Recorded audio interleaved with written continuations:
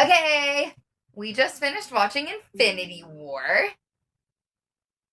Was this your first time rewatching since? I think so. I remember Did you watching. watch it in the I theaters? watched it in Okay, theaters. great. I think this is the first time we're 2018, watching it. Jesus fucking Christ. Yeah, 6 years ago. That It's been makes us feel 6 years. old. No. Oh, sorry. I'm so sorry. 7 years. I was like, I'm so sorry. oh my It's god. 7 years. Wow, that puts some context to my life, and I don't like that. Well, almost 7 years. When did it come out? In the summer? Summer, I think. I Yeah. remember watching it with the one I wasted too much time on. Yeah. So, yeah. Anywho. Yeah, it's the first time seeing it back. Yeah, since theaters. I've definitely rewatched it a couple of times, but I don't think I've rewatched it as many times as I've rewatched literally everything else. Mm-hmm. So, and I know I've rewatched then, Endgame more then times. We're gonna start with you. What do you think now? Now that we've caught ourselves up. Also, now that you're not like, because this was a very highly anticipated movie at the time. Yeah, like it was. This and Endgame were like it probably peak anticipation for anything of my life. Yeah. That's fair because there was a lot of hype and build-up. And I had been with 10 years. This was a 10-year build. Yeah. And I had been with it since movie one. So, I literally grew up with the franchise. Now that we are 7 years on and older. This one doesn't hold up as much as I'd like it to.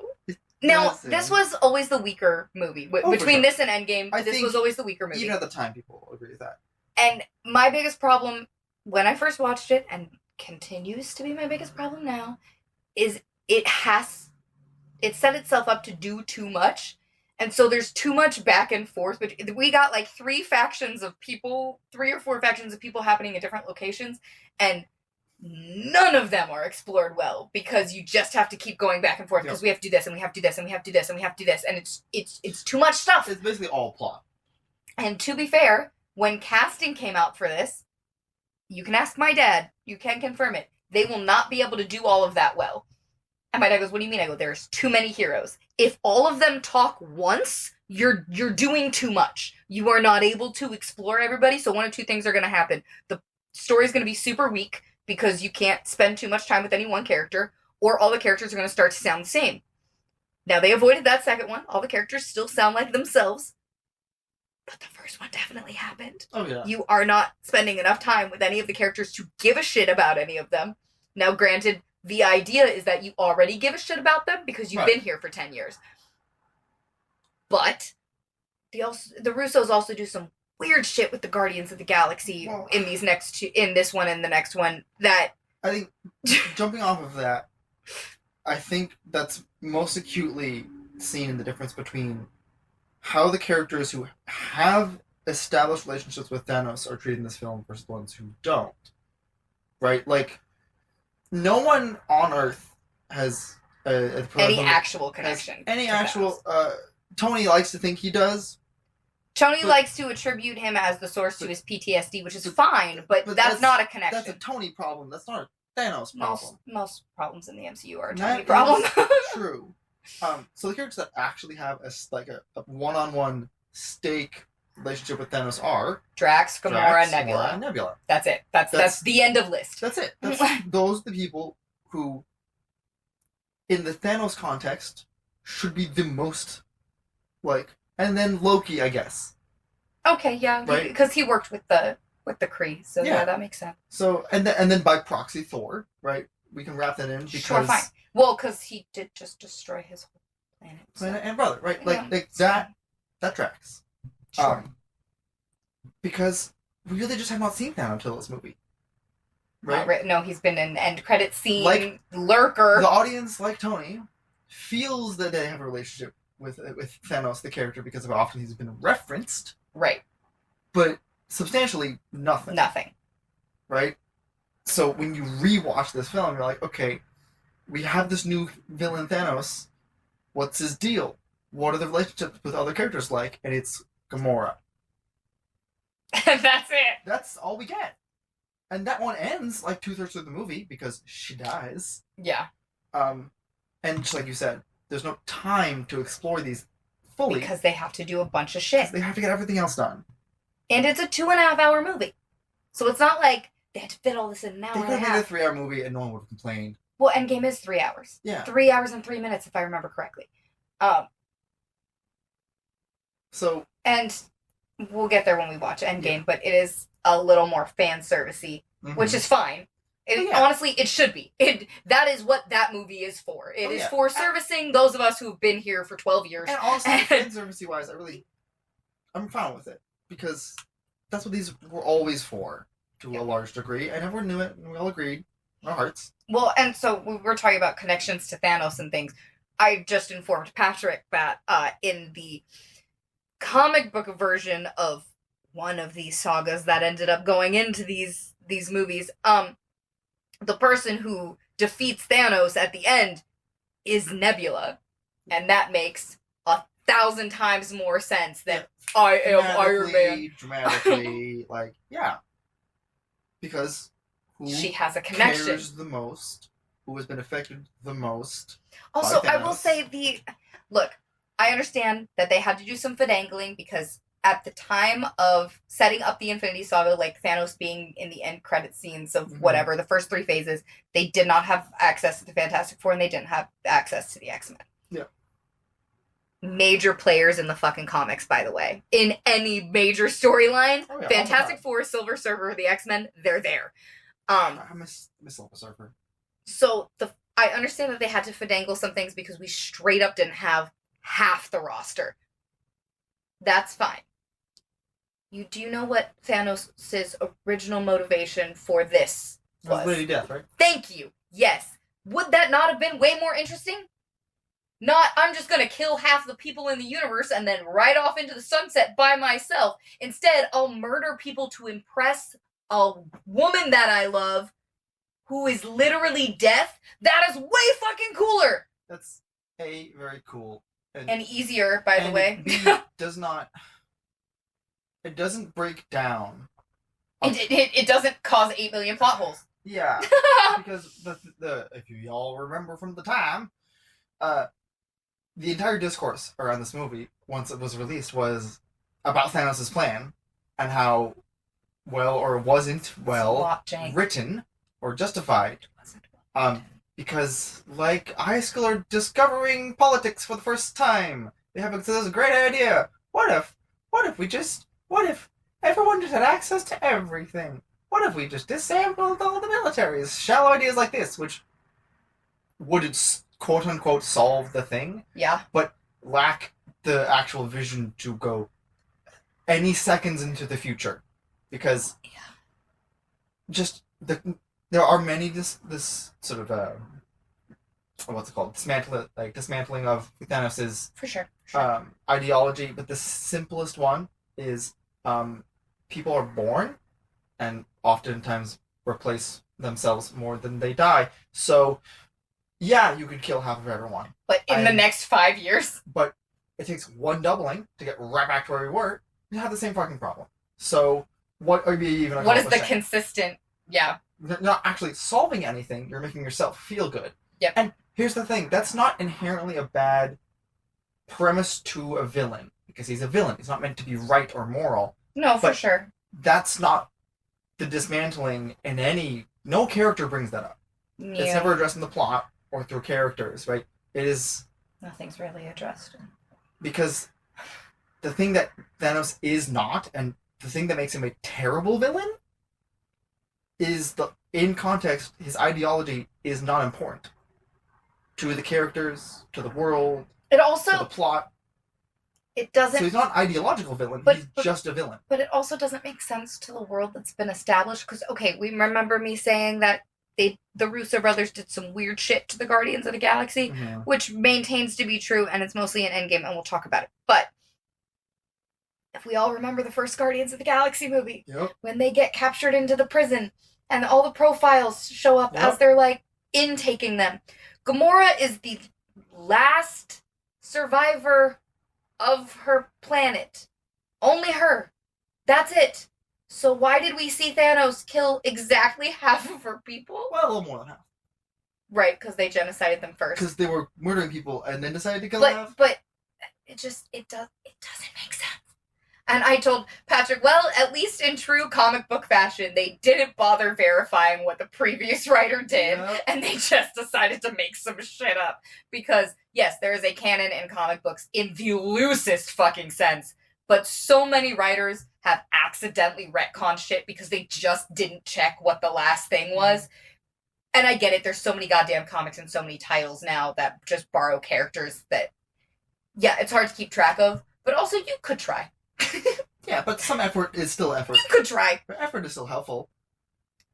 And we'll talk about that more when we get to Multiverse of Madness. Yeah, we sure will. We'll say that We'll right talk. to them. The Multiverse of Madness episode, just a warning, guys, is going to be about 2 hours long, just for my yelling and screaming into a pillow.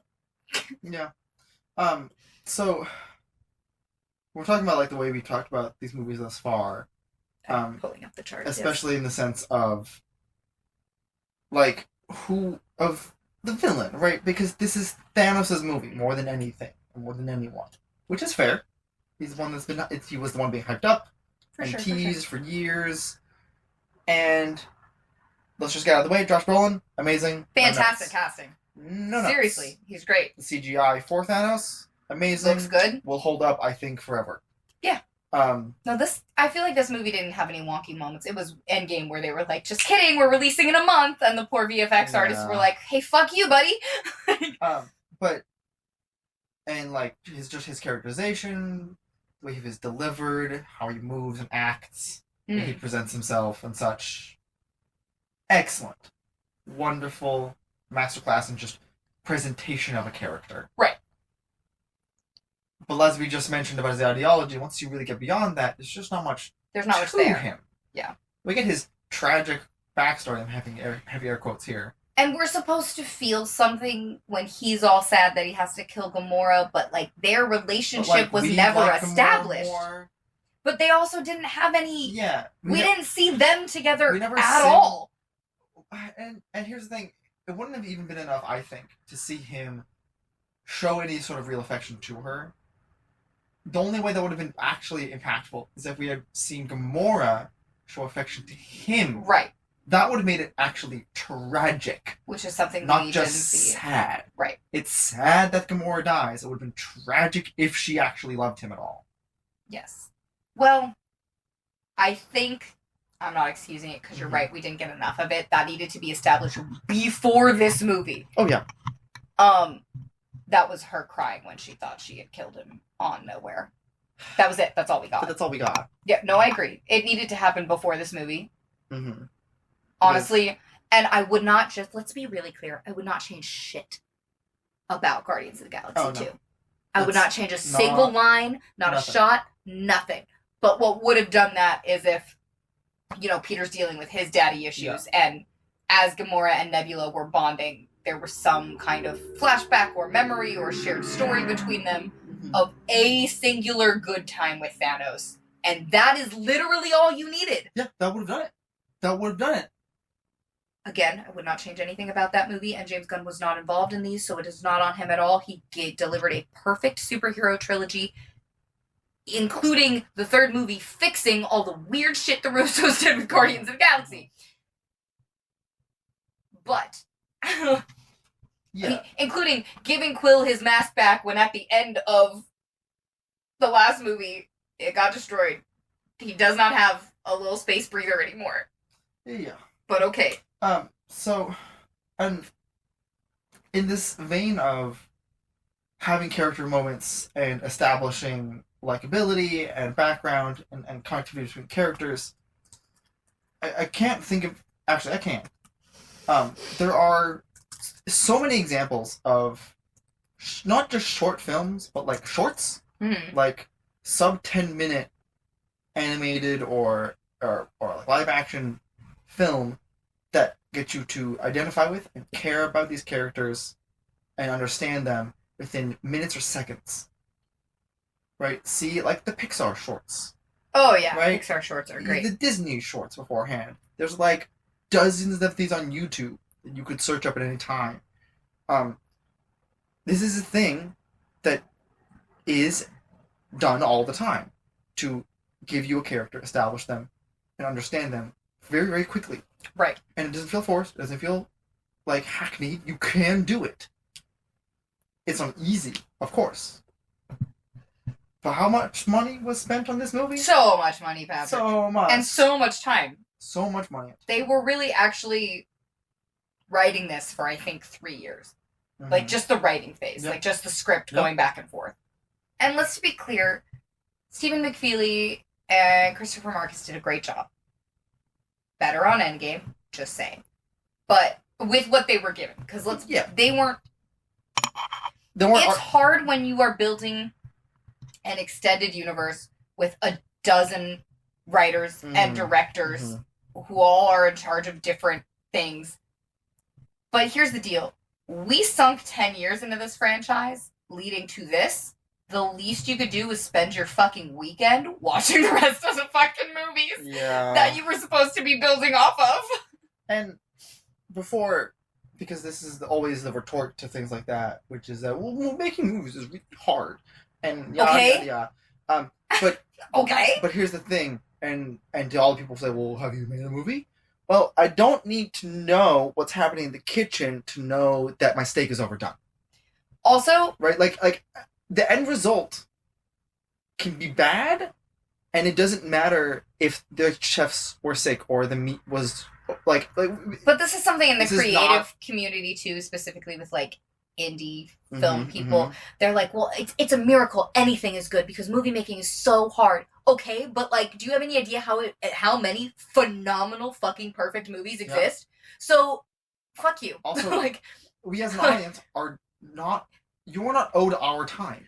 Right. We're not grading on a curve. You're not getting a fucking participation trophy for, well, I tried really hard. Okay, but you were given millions of dollars to make us a good fucking movie. That's your job. Like, your job is to make movies. So perhaps it's not our job to give you leniency because you failed at doing your job. Exactly.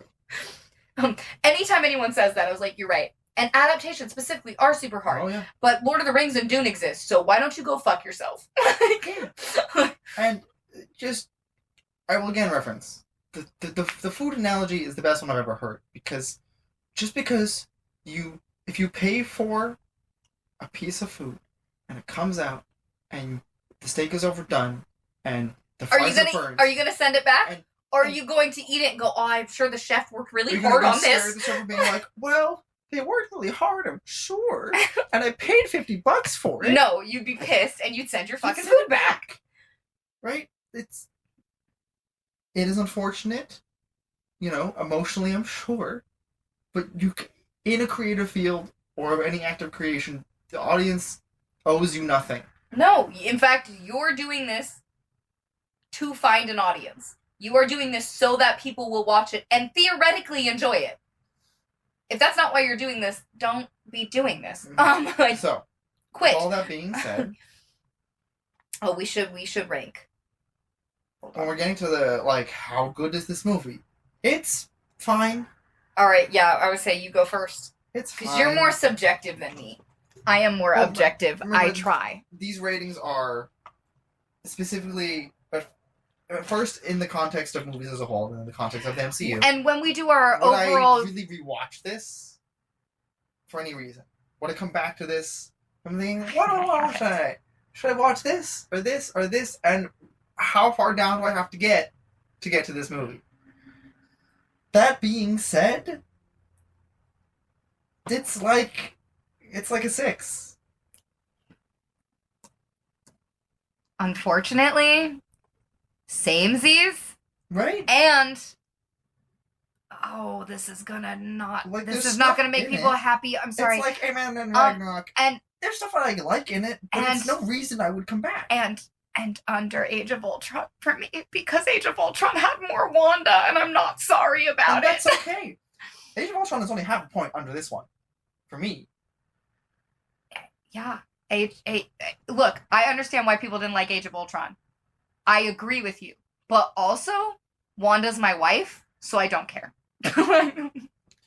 But I feel very good about where it is in my ranking. It is above Age of Ultron, because that one I just think is just frustrating. It's more frustrating production for me to watch. Clearly had a hand in that one that it didn't need to. But I would probably watch Ant-Man and Ragnarok before this. Not by a lot. They're rated also 6. Well, here's the deal. Rankings aside, I have watched Age of Ultron over and over. You have, yeah. And I've watched Age of Ultron almost as many times as I've seen Civil War, which is my most watched MCU movie. Oh, I'm sure. By a lot. Because again, Wanda. I can count on one hand how many times I've rewatched Infinity War. Yeah. And it's not because it's longer. Because long movies don't faze me. Mhm. So let's revisit our rants that we were having for fun while we were watching. oh yes, this movie. for sure. So our main nitpicks during watching the movie, or a few. the main one to start out with is the two moments in which our heroes quite literally could have just done it. Oh god, yeah. They could have could've- just done the thing. They were there. They were literally there. They And were winning. look, I know that this is a type.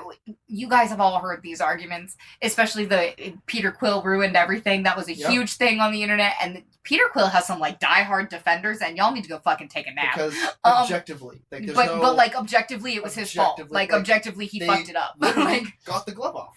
and he fucked it up. Yeah. So there's no two ways around that. No, but he's got some way more fans than I thought he did. Yeah. I didn't think he was anyone's favorite Guardian of the Galaxy, but here we and are. Then, and then Thor does just the same thing again. With not going for the head. Like, yeah. And like, Or just chopping the gauntlet off his Because- hand. Like, here's the thing is, these are not what makes these moments actually egregious, because it's not that they're unbelievable in the idea of them. With these two people who have been directly affected by Thanos through the loss of a loved one, be emotional upon meeting him. sure. Yes, of course. Would they have an outburst? Sure, of course. But then it keeps going. I would say, but you might think that defeating Thanos would be Would be the more important. forethought. Right? and it's not the fact that the outburst exists. They like, oh, I want to stick it to him a little bit. Instinct. It's the fact that it was the overwhelming.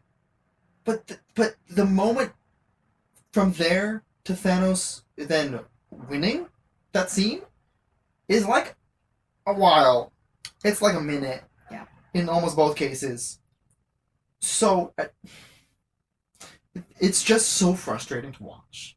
Oh, I agree. Because we establish early in the movie that our heroes are more than willing to decapitate and murder the villains, right? I would like The to. dude's hand comes off. I would like and we throw the dude out into space. I would like to point out my nitpick because it happens at the very beginning of the movie, but Uh-huh. it agitates me to no end Go for it.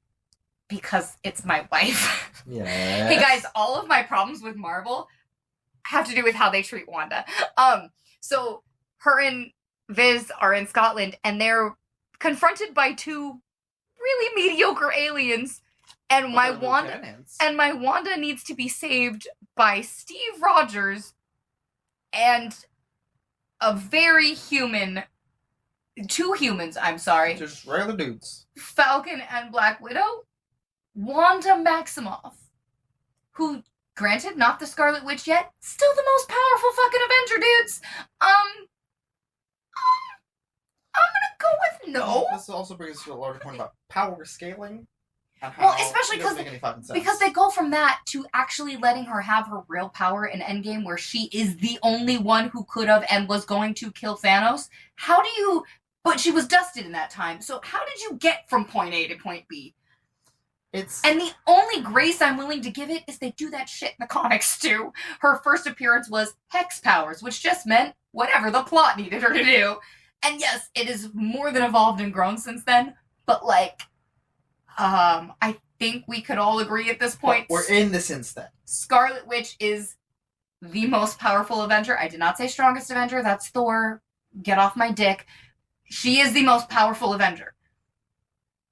So please explain to me, like I'm a toddler, why she needed to be saved by two humans and a super soldier.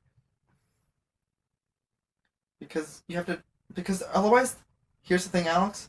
They don't do anything else in the movie. I would say, I get it. Cap needed a really dramatic entrance. No, quite literally, all three of them don't do anything in this movie. I know, I get it. Cap needed a dramatic entrance. But saving Wanda Maximoff is crazy work. It's crazy work. Do you know what's a funny thing about this movie? Do you know who's a plot device? Cap. Kind of. All he does for the plot is get them to Wakanda. You know what? That's 100% correct. That's going in the chart, Patrick. And Falcon and Black Widow could not be in the movie. That's what I'm saying about an excess of characters. Yeah, it was excess of characters. It just did not need to be there. For excess of characters' sake. And that was a bummer. And now, this is my... Obviously they would have been, but like there's... From a story standpoint, they're fully pointless. And this sad, is but it's for... Because things have been announced. Yes. The next Avengers... Yeah. With Doomsday, they are building themselves up to the same problem. Yep. Too many players, too many cooks in the kitchen, bro. Mm-hmm. Also, Robert Downey Jr. as Doom is quite possibly the worst casting decision in the history of film. It also for so many reasons. For so many reasons. Look at them. But also, and there will be a whole specific YouTube video just about this. If that movie is not the Children's Crusade, I am personally hunting Kevin Feige down, tying him to a chair, and beating him with comic books. I'm just gonna have a fucking pillowcase full of comic books, and I'm gonna beat him with them. Because everything they've done in the MCU in the last year is building to the Children's fucking Crusade. And if I do not get to see the Children's fucking Crusade, Patrick, I'm gonna lose my shit. Lose it. End of rant. While we're here, who else is a plot device? Arguably, I feel like half the fucking cast. Arguably Black Panther and Shuri. Definitely Shuri. Yeah.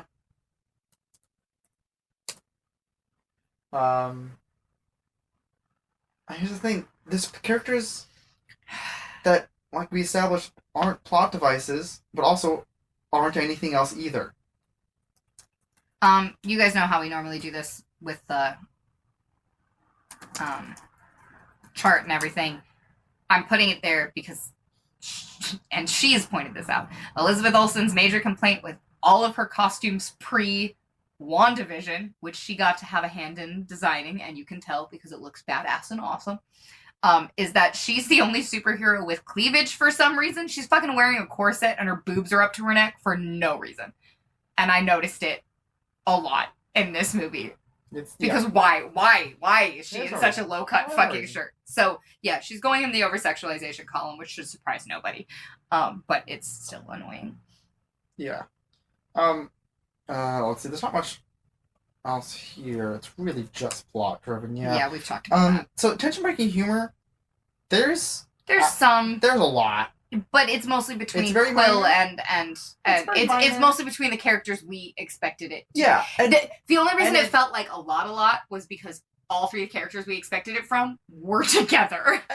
And to be clear, there's a lot, but I think this is one of the best movies to justify it in because it's so heavy. Because it's so heavy all the time. But like Quill and Stark and Parker together is just a lot. Yeah. So I'm actually okay with it. Like I noticed it, but it wasn't actually that because I could feel it like doing its job, you know, like actually having a good purpose. Standalone? No, dumbass. Yeah. Connectivity? The least.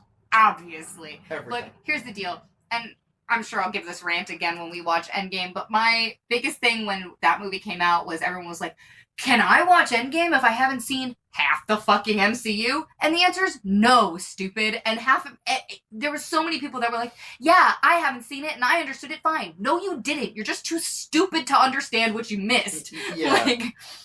Like I promise you did not understand that movie. Not saying you didn't get it. Just because you didn't see the forest for the trees doesn't mean you... Emotional weight was just gutted for you. And the problem with that, look, you want to just go watch movies that you haven't been invested in for 10 years? Fine. You do you. Let people enjoy things. Sure. But that leads to shitty, stupid commentary. Like, it didn't feel emotionally connected to me. Well, no, duh, stupid, because you weren't emotionally connected to what it was for. It wasn't for you. If you haven't spent 10 years watching these movies are not for you. I don't know why people think they can do that in the same way that someone could try and watch season 8 of Game of Thrones.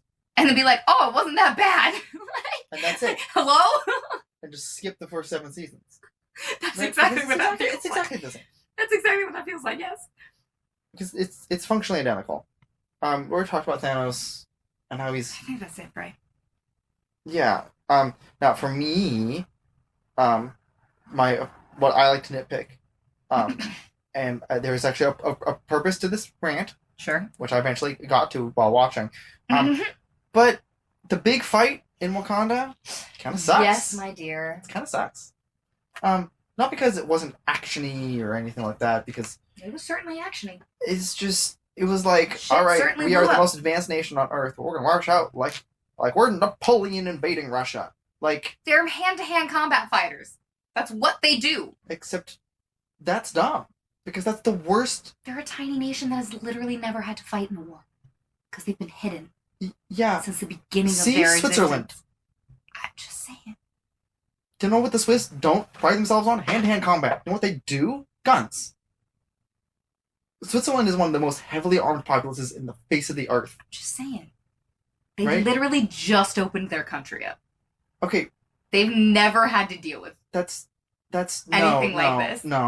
You don't know. No. I'm trying to. No, I that's fight not- for Wakanda. That is not how modern military tactics work.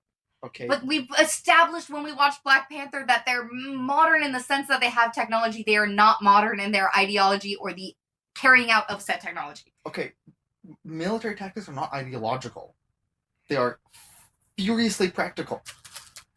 You see what happened in World I'm War just One? saying. People tried to. They're like, oh, we're gonna fight like war. We always did. And then machine guns happened, artillery, and millions of people died in fields and in trenches. Right? So we fucking learned. And then the U.S. tried to, invade Mexico. And the Mexicans were like, well, we're just gonna hide in our houses and shoot you from the walls. And then, what's that? Urban warfare exists. It's like it's like not reading a science textbook. But they were detached from all of that. This knowledge exists in books. Sure. It's not cultural knowledge. But here's the thing. They didn't need it, was the point. Right, but that's not a military. That's just a bunch of dudes with swords. Right? A military would know that, oh, this is an overwhelming force. We need to pull back. Try and reduce speed, narrow. But they're not. But that's what I'm saying, is they're not a military. But they have, as we established in Black Panther, the weapons technology to do everything a modern military would need to do. They have Sure. hovercraft. Sure. They've never had to actually beef up their supply like that. Because they've never engaged. They don't have to beef with up. the They outside world. have it. They have it. Patrick. You understand? I'm not saying that they're like underdeveloped. That has nothing to do with the level of technology that they have. All their spears are guns. You're so on this. This rant went They on for have- a while, by they the have way. During the Everything they movie, need to do. it lasted like the entire fucking fight scene. Yeah. And you know why this is actually important? That I mentioned while watching is Helm's Deep exists. And it's the greatest scene And of it's any film of all the greatest time. things. I It would fills love- my heart with joy and I would every love to time I compare watch the it. runtime between these two scenes. Helm's Because Deep's longer, I think. Helm's Deep is almost certainly longer. Helm's Deep is like the entire second DVD Yeah. of Oh, Two yeah. Towers. I'm aging myself, but I don't give a fuck. No, it's the second one. You're right. It is the second one, I know. But Helm's Deep Because the first is a DVD grand ends with scale- the evacuation. Yes, it does. I've seen And Lord of then- the Rings a lot of and, times. yeah, and then it cuts into them on the road, Yeah. and it's the scene at the camp. Yeah, I Yeah. remember. I was there love you. too. I love you so much. I had the same childhood. Guys, watch Lord of the Rings. Just all the time. Just always but be watching Helm's Lord of the Rings. is a massive battle It's awesome. where one side is defending to buy time so that reinforcements can arrive And they also have against humor. overwhelming numbers. Yeah. And there's humor and character development It's and great. growth, It's and awesome. it's dramatic, I love it. and it's done with full seriousness in how it would actually play out. Again, lended by more coherent and better informed source material, 1. 2, written by someone who was actually in a war. Once again, all this information exists in books, right? There are books and videos. He said, "Look it up, and motherfuckers." films, copious amounts. Patrick, they didn't even research the franchise they were writing for I know. that existed. You wanted them to read extra things? They couldn't even be bothered to watch a dozen or so movies. Yeah, that's terrible. So, oftentimes I'm nitpicky for nitpicking's sake because I find Yes, it you fun. do.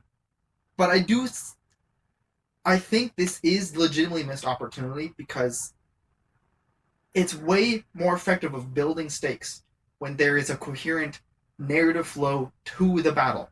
That there are stages and phases that this thing goes through. For sure. Like Helm's Deep.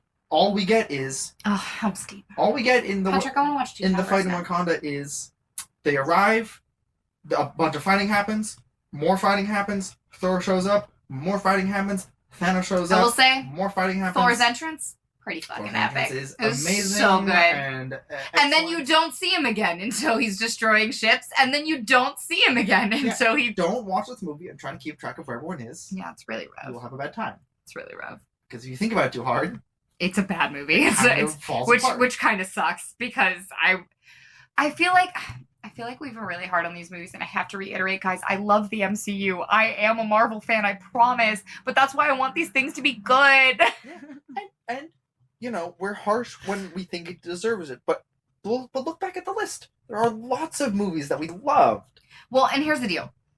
When we do our inevitable, we finished watching all of the MCU YouTube video, there will be several versions of our ranking list. Yes. There will be, so the way it stands now is in the context of the MCU. Yes. Just the MCU. The numbers we assign its ranking is strictly the MCU. So you will get this list. And then we decided it'd be fun to rank them and give them numbers as they were just films. Yeah. Like standalone, how would you rate this as a movie? Which brings a little bit more objectivity for you, yes. Where would you put Spider-Man Homecoming as a movie? We'll talk about that later. As a movie. We'll talk about that later. Like, that's why we're going to leave that question for later. But that is the question we're going to have to ask. And we just think it'd be fun to see how much the rankings change. I think. And how much the numbers change. I think overall, it's going to be mostly the same order.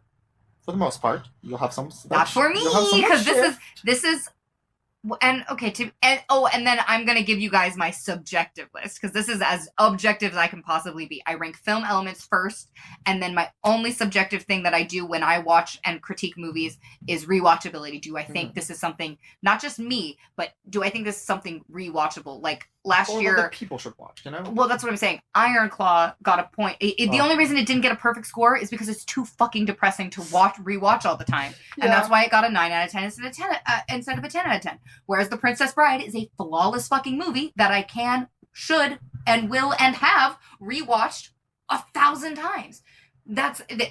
So there's slightly. So you will get this rankings as just independent films. So sorry, that's going to be a little brutal. And then my subjective ranking. Just movies by vibes and my heart. And I think what will happen in most of these is really just a compression. Very few. My subjective ranking is so wildly very few will be rated as high. As independent films, absolutely. I think the highest ones, I know for me, are the ones that are still the highest, which are the Guardians of the Galaxy movies. Yeah.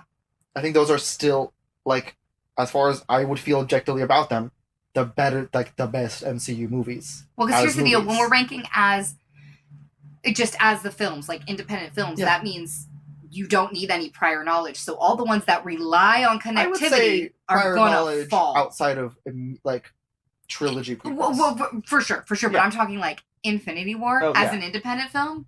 0 out of 10, doesn't even exist. It's not a movie. It's not. That's not even the kind of thing that it is. Right, exactly. It cannot exist outside of the MCU. It's a season finale, right? So it's exactly, which is what it was supposed to be, and that's fine. And I really hope no one out there is just watching Infinity War without prior knowledge. But but I just think it'll be interesting to see how the numbers specifically change when we go from MCU to through the whole of the film industry. Yeah, but I mean, like, films like Thor 2 and Iron Man 2 disappear completely.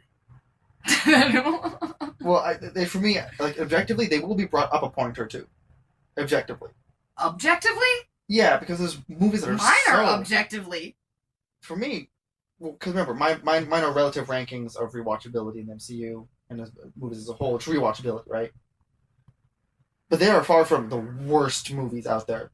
There are some truly horrendous. I know, Patrick. I've seen all of them. In the last 3 years, Yeah.